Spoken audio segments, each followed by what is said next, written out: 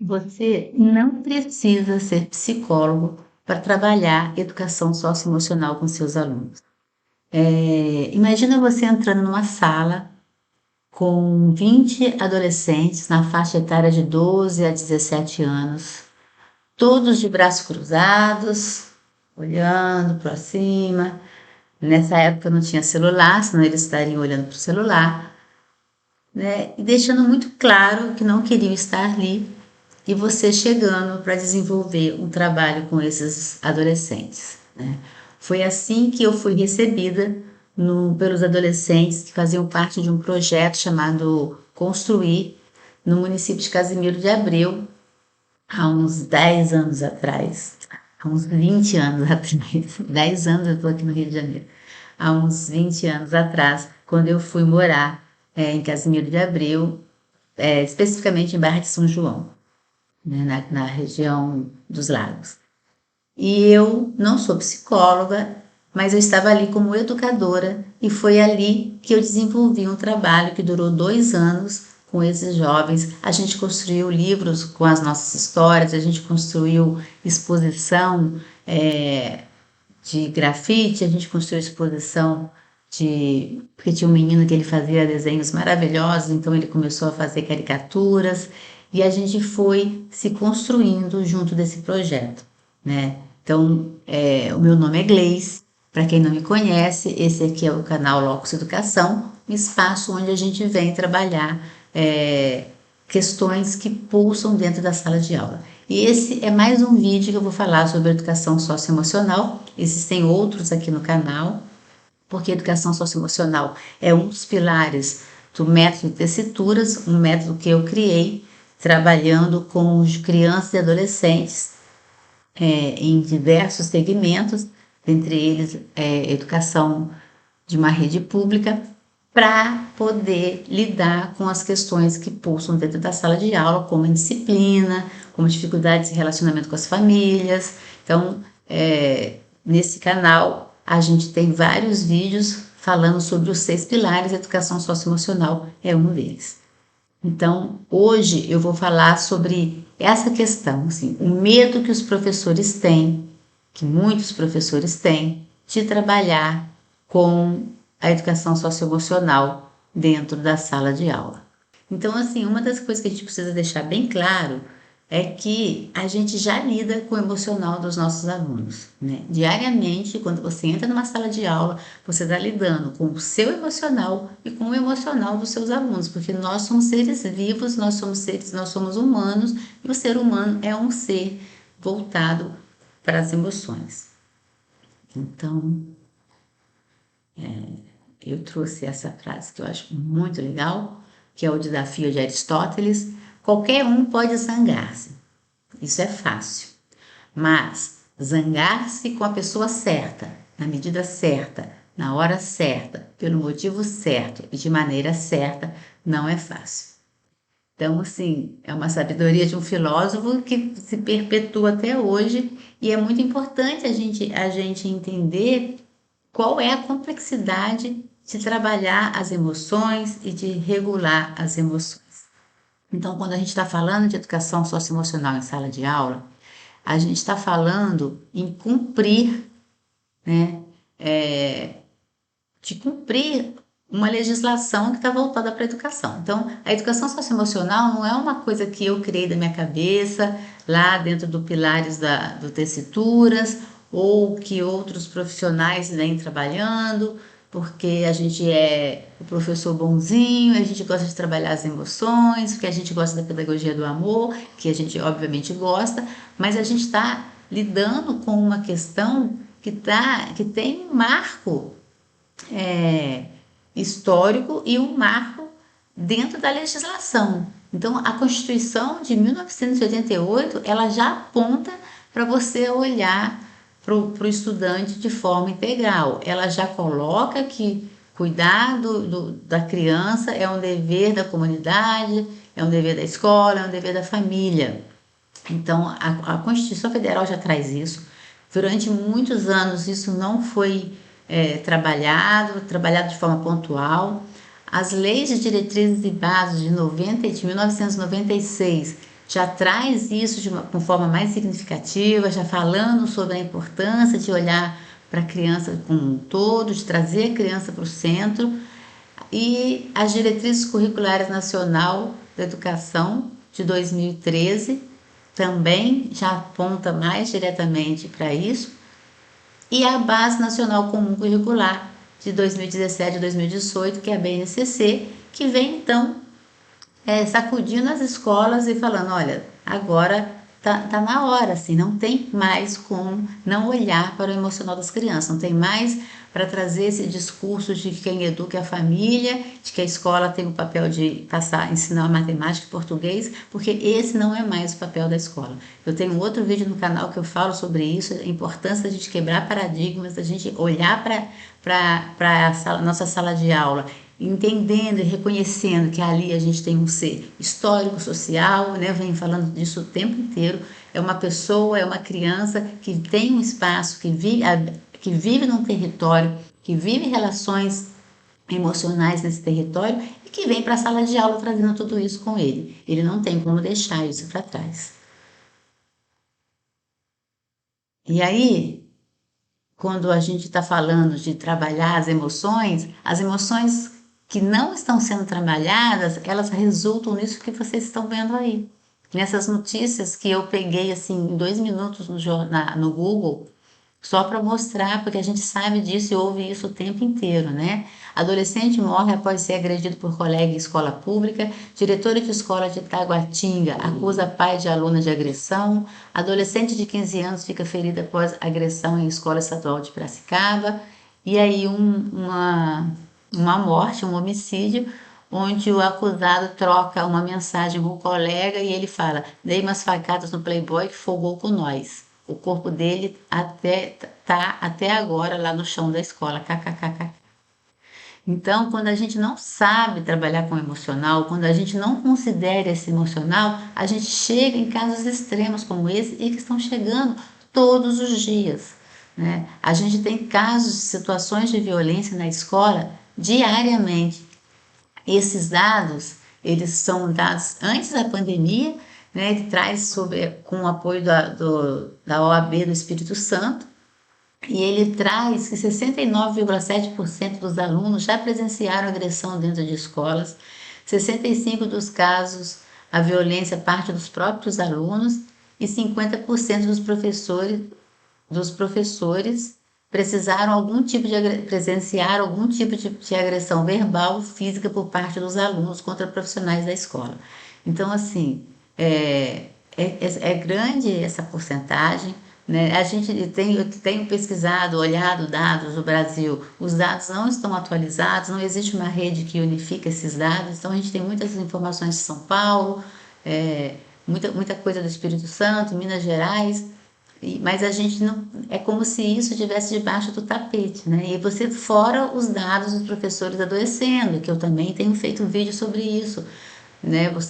Quem é professor sabe, conhece algum professor que tenha ficado afastado por questões emocionais, por questões psicológicas, porque uma sala de aula com 30 alunos, 38 alunos, né? A gente sabe que esse é um número dentro da rede pública do município, né? O estado, eu já ouvi relatos de professores de ter 50 estudantes dentro de uma sala de aula. Então, assim, adolescentes que não tiveram um caminho escolar voltado para a educação socioemocional, não chega na fase da adolescência, que já agrega tudo isso, a questão dos hormônios, a questão das mudanças, o emocional, e aí você tem uma explosão de casos de violência e de agressão. Então, gente, não dá para a gente não considerar isso quando a gente entra numa sala de aula. Não dá para a gente ignorar esses dados, não dá para a gente ignorar essa situação. E aí, continuando trazendo informações, esse dado é do Instituto Nacional de Estudos e Pesquisas Educacionais, o Anísio Teixeira, né, o INEP, e ele coloca o percentual de professores ou funcionários que presenciaram agressão física ou verbal cometidos por alunos por estado. A média nacional é de 51%, mais da metade dos profissionais de educação já presenciaram algum tipo de violência dentro da escola. A escola do Brasil é uma escola violenta. Então, a gente tem aqui os estados que estão abaixo da média, né? E a gente tem os estados na média e a gente tem acima da média. Então, a gente tem aqui São Paulo e Rio de Janeiro acima da média, né? Eu estou no Rio de Janeiro, morei 20 anos em São Paulo, estou há 22 no Rio, 12 na região dos Lagos e 11 aqui na capital do Rio de Janeiro. Então, esses dados aqui são dados que assustam, né? São dados que estão por trás das doenças emocionais que os professores estão vivendo, são dados que revelam uma desestrutura social, uma desigualdade social, né? Então, a gente também não tem como desconsiderar isso quando a gente está falando de escola. Então, não tem como, gente, não adianta você, se você está ouvindo, se você está no meu canal e você acha que o papel da escola é ensinar português e matemática, tchau, esse canal não é para você. Esse canal é um canal feito por professor e compartilhando histórias e vivências de professores que acreditam na educação, que acreditam que os olhos brilham quando chegam dentro de uma sala de aula, que tem certeza, que tem fé que aquelas crianças têm um potencial e que esse potencial pode ser desenvolvido. Então, a gente, seja professor da educação infantil, seja professor do básico, seja professor do primeiro e do segundo segmento, seja professor do ensino médio, né? O professor que acredita nisso é o professor que vai aproveitar dos vídeos que eu estou colocando aqui, que vai compartilhar, que vai contribuir. A gente tem aqui no canal as lives que eu faço, que é qual o seu lugar de fala. Então, nessas lives eu converso com professores de todo o Brasil. Então, a gente fica conhecendo o que esse professor está fazendo, como ele encara a educação, como ele percebe, como ele sente a educação e de onde é que ele está falando. Então, vale a pena assistir, tem relatos muito legais, inspiradores mesmo. E a gente tem, então, os vídeos que eu estou trazendo essas questões para conversar. E educação socioemocional é uma questão que eu estou falando direto e vou falar muito ainda, porque isso precisa ficar muito claro. Esses dados são dados muito assustadores, né? A gente está falando de uma escola de rede pública, a gente está falando de professores com salas de aula lotadas, vivenciando diariamente a violência e a agressão dentro da sua sala de aula, dentro da sua escola. E eu trouxe esse estudo da Valéria Cristina de Oliveira e Flávia Pereira Xavier, que foi publicado é um dossiê Violência em Contexto Escolar e Escola em Contexto Violento. Então, foi publicado na Revista Brasileira de Segurança Pública, em 2018. Então, elas estão trazendo lá, elas fizeram um estudo sobre essas questões, sobre os trabalhos que já vêm sendo feitos sobre a violência nas escolas, e lá elas traçam uma relação dessas violências com questões de intolerância racial, com homofobia, com bullying, com machismo. Então, são fenômenos da sociedade que refletem diretamente nesse quadro de violência. Porque a gente tem uma sociedade intolerante à diversidade e nós somos uma sociedade plural. Então, é muito importante quando a gente está na sala de aula, trabalhando, né, a questão do racismo, trabalhando a questão da diversidade, né, deixando claro para as crianças, já desde pequenininha, que as pessoas não são iguais, que as pessoas são diferentes. Então, essa semana eu fui contar a história para uma turma de primeiro ano, e eu estava com a Lara, né, que também tem vídeo da Lara aí no canal, que é a minha boneca fantoche, e a Lara tem um narizinho assim redondinho, tipo um narizinho de batatinha, né?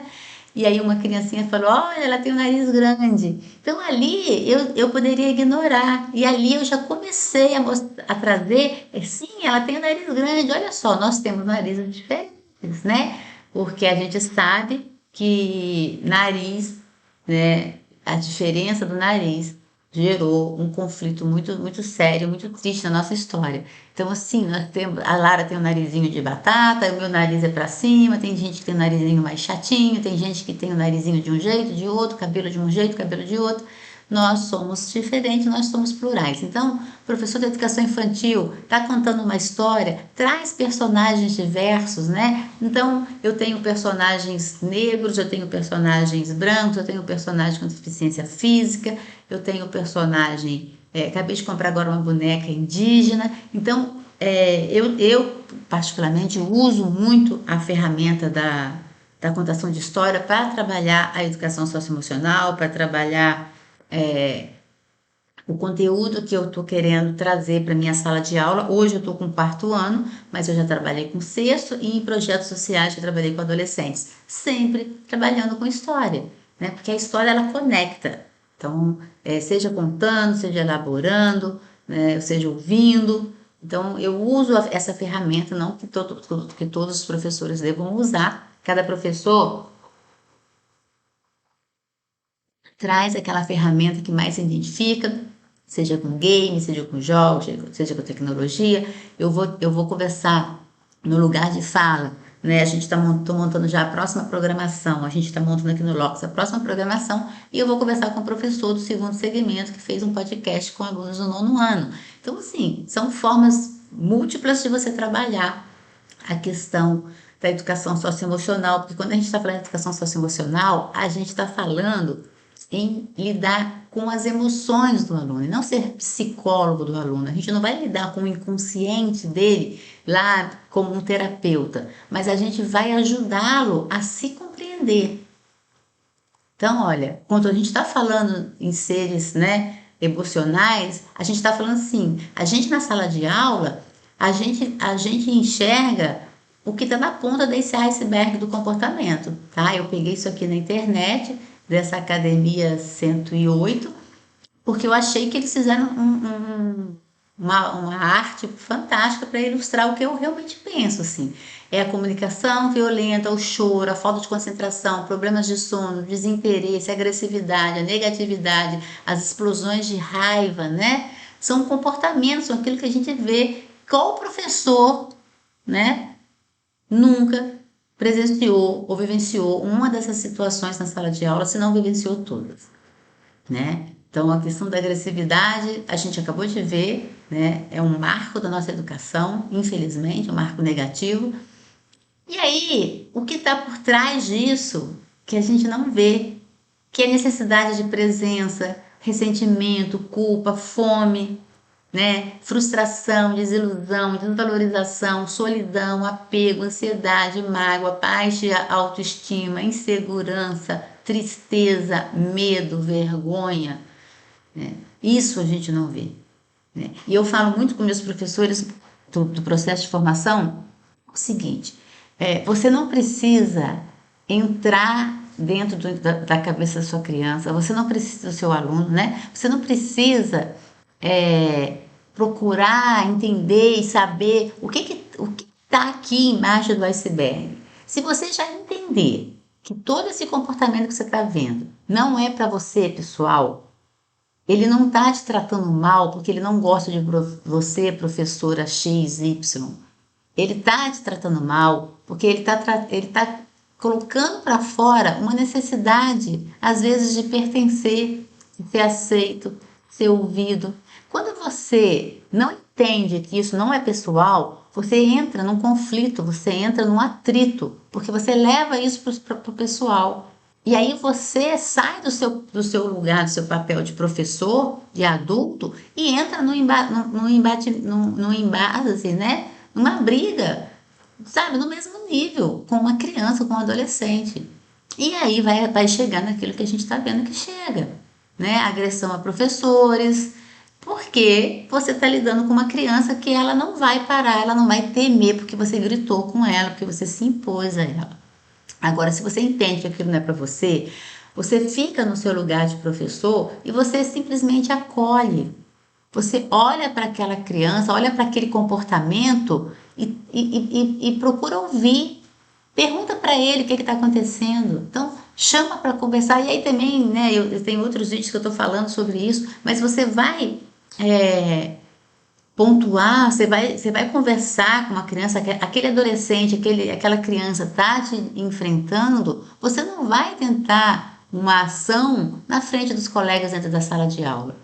Você convida essa criança para sair da sala para conversar com você. Você espera ela está fazendo aquele show, deixa fazer o show. Espera, continua a sua aula. Depois você pede para que ela fique um pouquinho, conversa com ela. Depois você vai na direção e fala: olha, eu tive um problema com uma criança, eu gostaria de conversar com ela aqui junto com vocês, então com a coordenação. Aí vai lá, pega essa criança, senta, e aí a conversa é: o que está acontecendo? Né? Conta pra gente, a gente quer te ouvir, a gente quer saber o que você tem. Deixa a criança contar. E aí ela vai começar a chorar. Se ela começar a chorar, porque na maioria das vezes chora, acolhe, abraça, faz um toque, né? Então, assim, esteja ali presente para que a criança se sinta segura, né? Para a criança se sinta aceita. As crianças, elas não conseguem lidar com as suas emoções, porque ela, a maioria das vezes elas nem conhecem o que elas estão sentindo. Mas aí, voltando, ilustrando a contação de história que eu fiz com as crianças do primeiro ano, crianças de 6 anos, eu contei uma história sobre um personagem, né? O Godofredo. O Godofredo ele ficava nervoso. E aí eu perguntei, aí eu falei, quem aqui fica nervoso? Aí alguns meninos, algumas assim falando, não fico. E não fico no sentido tipo assim, não, ficar nervoso não é legal. Não, eu não fico nervosa. E aí uns meninos falaram que sim, que ficam. E eu perguntei o que eles sentiam. E eles falaram, o meu pelo sobe, o meu corpo treme. Então a criança, essa criança com 6 anos, ela já identifica no corpo dela porque quando ela está ficando nervosa, isso é ótimo, porque às vezes a criança não consegue identificar ainda. Então, com a contação de história, a criança vai se conectando, o personagem vai sentindo. Aí você tem vários, né, livros. Eu estou gravando agora para a semana que vem. Eu dei vida aos personagens, né, do Monstro das Cores, eu tenho um monstro na barriga. São livros que a gente pode contar para as crianças e você pode fazer. Eu estou fazendo em feltro porque eu gosto de trabalhar com feltro, mas você pode fazer com o próprio papel cartão, com cartolina, com EVA para ter mais durabilidade. As crianças podem pintar, confeccionar e contar a história, entender, pegar na emoção, sentir o que é a raiva, porque a criança ela é muito assim, ela precisa, né, do concreto. Então, pegar o bonequinho da raiva, identificar o que é a raiva, entender que a raiva também não é um sentimento ruim, né, que o nervoso faz parte, todos os sentimentos são válidos. Então, quando a gente está falando de trabalhar com educação socioemocional, é fazer com que o professor perceba essas questões. Então você precisa estudar isso, precisa assistir vídeos, tem muitos vídeos no YouTube falando sobre isso, né? Então, entender um pouco sobre o universo das emoções, não necessariamente que você vai entrar no psicológico, no inconsciente da criança, mas entender as emoções que vão aflorar, né? Que vão dar vida a esses comportamentos que a gente está vendo aqui, né? E o que a gente busca despertar?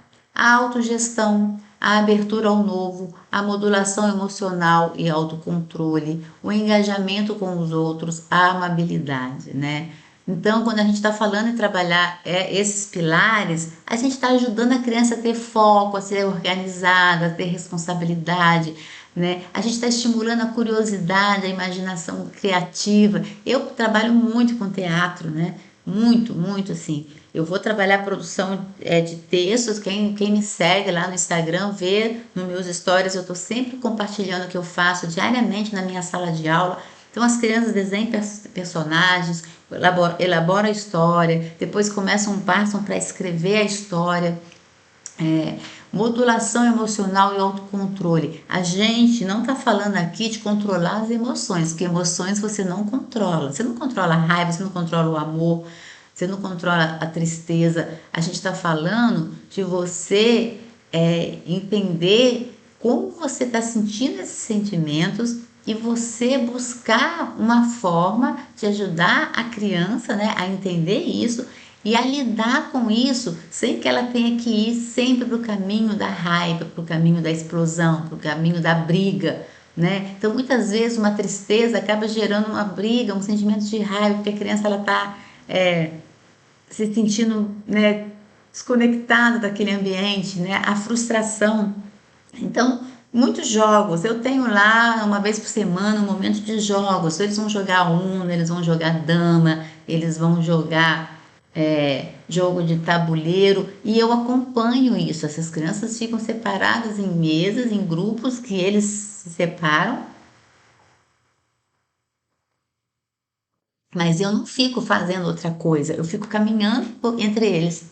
Eu fico na minha mesa, às vezes, observando o comportamento, né? Tá tendo empatia pelo colega, tá todo mundo participando, tem alguma criança que tá ficando excluída, né? Eu tenho na minha sala, nós estamos, né, no terceiro bimestre, eu ainda tenho criança ficando excluída do grupo, então é um trabalho demorado, não é um trabalho fácil, e às vezes a pessoa fala assim, mas eu, Gleice, eu estou há um ano trabalhando e eu estou vendo, o processo é lento, vai ser, gente. Às vezes você vai preparar uma criança para o ano seguinte, né? Então é muito importante na escola que todos os professores entendam isso, porque a criança vai seguir. Você não vai pegar uma criança que tem um comportamento agressivo e achar que de repente em um bimestre você consegue resolver essa questão. Porque quando ela chega em casa, aquelas questões que estão levando a esse sentimento estão lá na casa dela e a gente não vai conseguir resolver, a não ser que sejam casos extremos, que aí você vai buscar uma rede de apoio, como o Conselho Tutelar, como, né, encaminhar para um psicólogo na rede do SUS, enfim. Você tem, é importante as escolas também construírem as suas redes de apoio, né? É importante a gente entender que a educação faz parte de um processo social e que a educação não vai caminhar sozinha. Ela precisa estar de mão dada com a questão dos projetos sociais, com os projetos de saúde e criar esse elo. Então, isso é importante, né? Trabalhar o engajamento com os outros, né? Trabalhar em equipe. Então, lá, estou trabalhando jogos. Então, se eu estou trabalhando jogos, eu estou trabalhando praticamente tudo isso.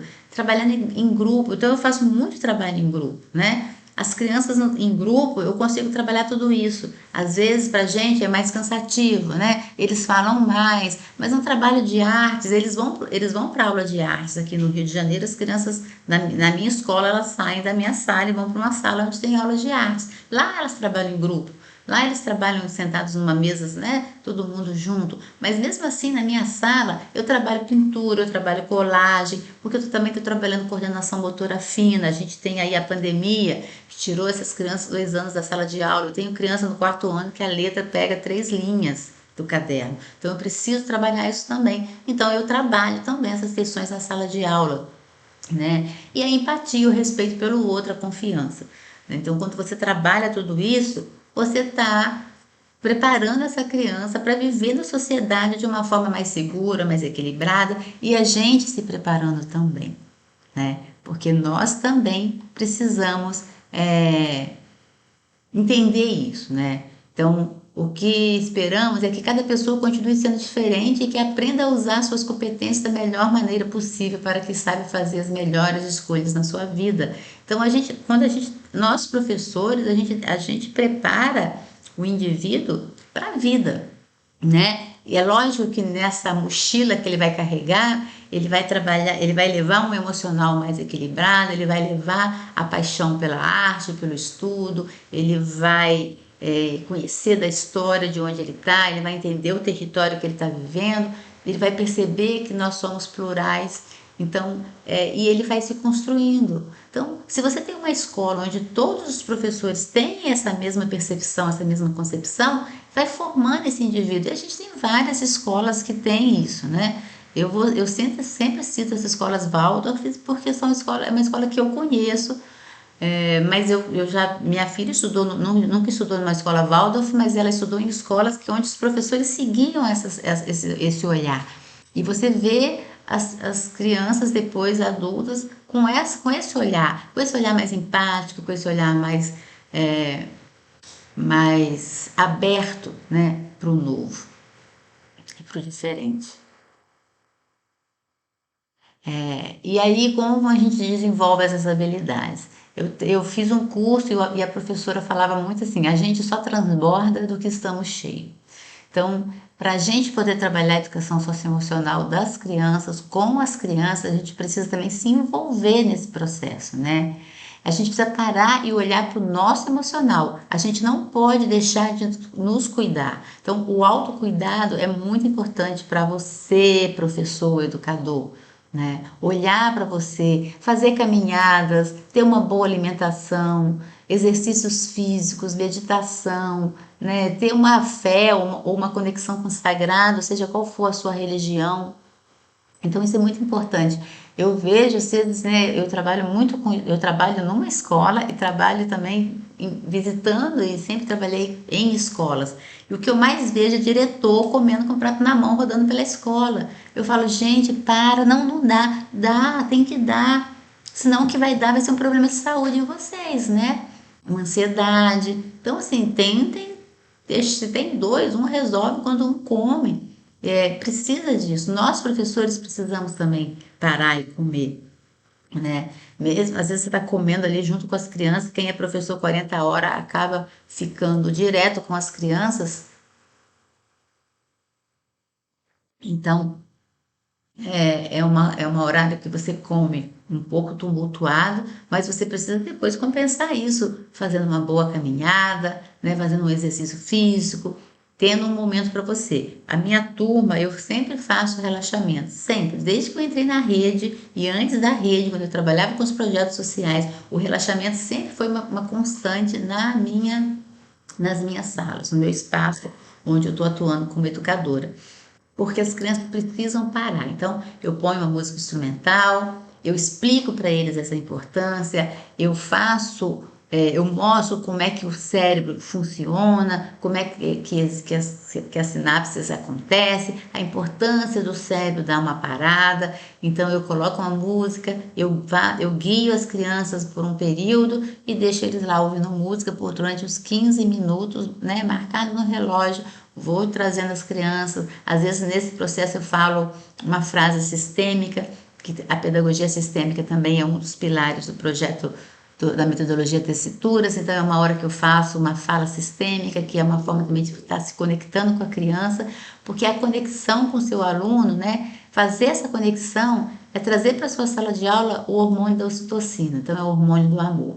Então, como é que a gente, se eu fosse, né, trazer aqui 3 questões básicas para trabalhar a educação socioemocional. Primeiro é você cuidar de você, cuidar do seu emocional, entender qual é o gatilho que te dá raiva, né? Qual é o gatilho que faz você explodir?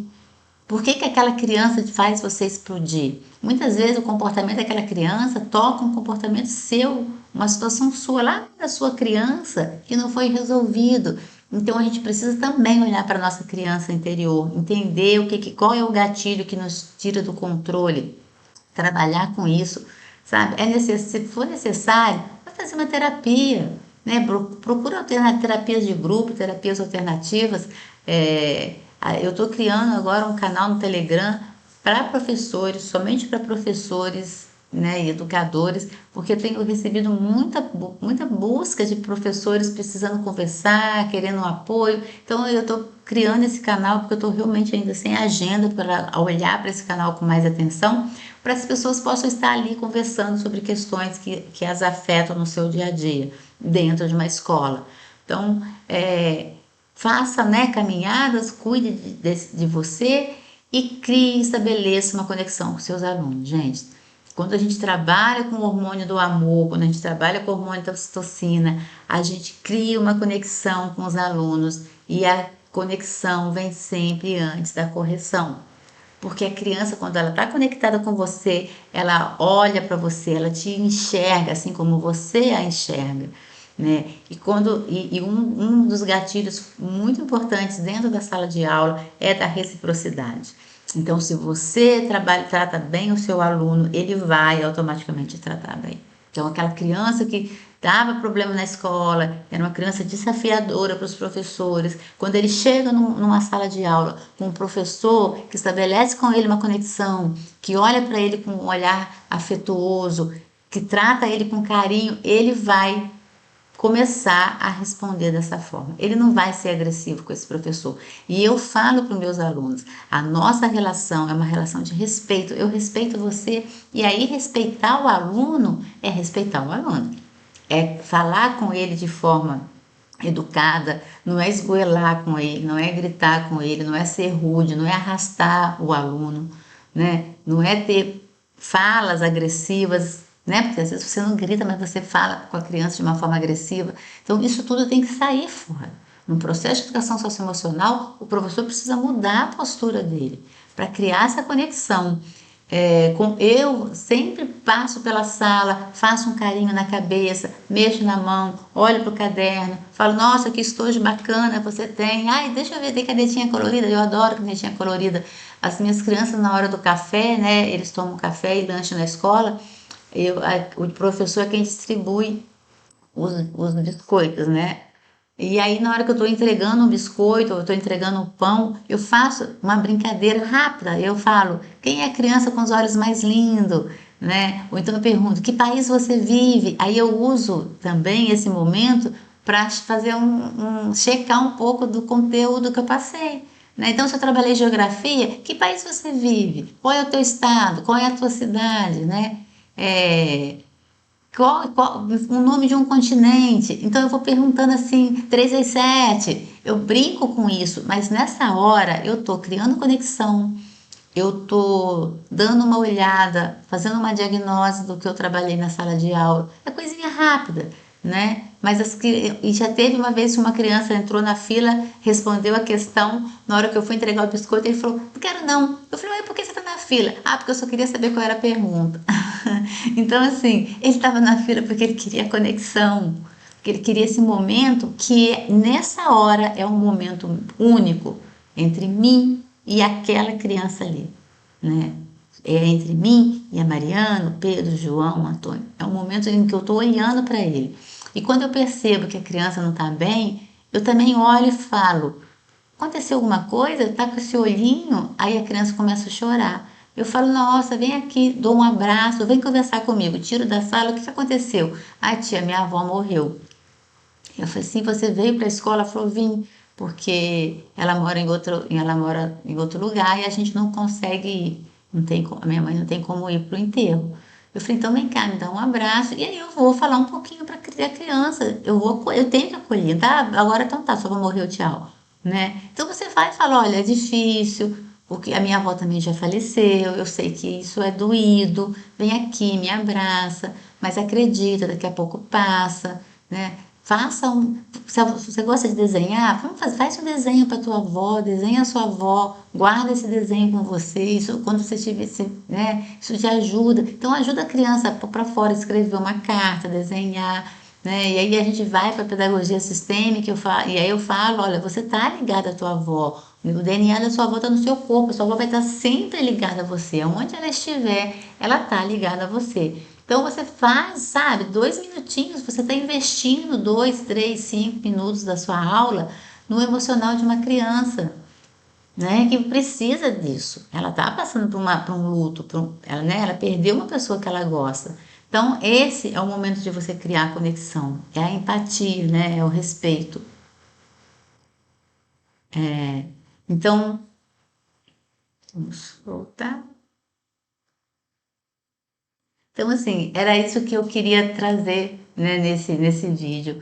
Deixar claro que nós não somos psicólogos, nós não somos terapeutas, nós precisamos estar no nosso lugar de professor. Nós somos professores e é nesse lugar de professor que a gente acolhe o emocional da criança, que a gente acolhe o emocional, muitas vezes, da família, né? Ouvindo, respeitando, validando aquela emoção, né? Se casos mais complexos são encaminhados para o profissional que tem condições, capacidade técnica de resolver. Então, se a criança está apresentando uma situação muito complexa, que a gente está recebendo muito isso acontecendo nas escolas, né? Crianças se cortando, vamos encaminhar para um profissional de psicologia, né? Vamos encaminhar para um terapeuta, né? Criança sendo agredida fisicamente ou psicologicamente, vamos encaminhar o conselho tutelar. Famílias em situações de muita vulnerabilidade, vamos encaminhar para os projetos sociais, né? Vamos tentar fazer parcerias com ONGs.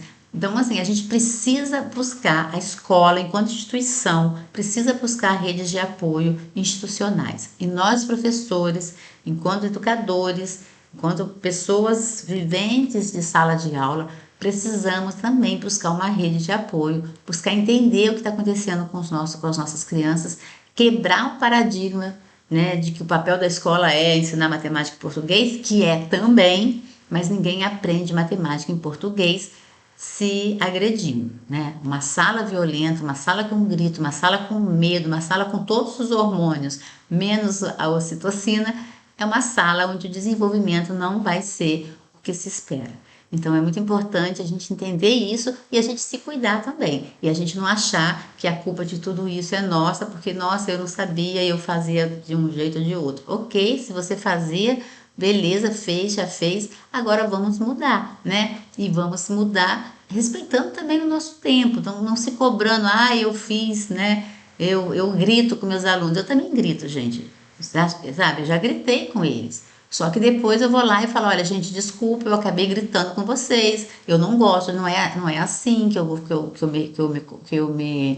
gosto de me relacionar com vocês, mas eu também não estava bem, e aí isso aconteceu, né, peço desculpas, eu também erro, eu sou ser humano. Então é importante a criança também entender isso, né, que você é um ser humano e que você é sim passível de erros. Mas espero que vocês tenham gostado. Se vocês acham que esse vídeo vale ser assistido por outros profissionais de educação, compartilha, curte aí, deixa um comentário pra gente, tá bom? Beijo no coração de vocês. Tchau.